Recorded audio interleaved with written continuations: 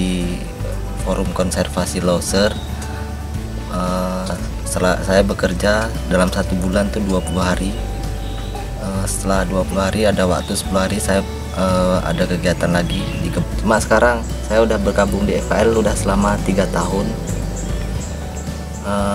Dari keahlian saya memburu babi telah di FKL itu sekarang jadi profesinya nembak bius gajah saya di FKL.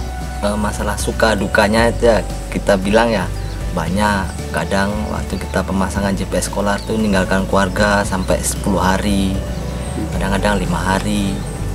Tapi kita di saat sukanya udah jumpa sama gajah, udah kita selamatkan. Dalam film apa?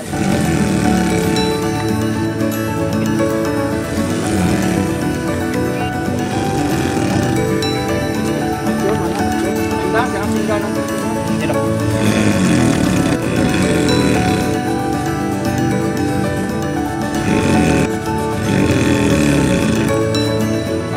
Siap-siap nanti kalau dia lari, tembak lagi. Ya. Itu jalan.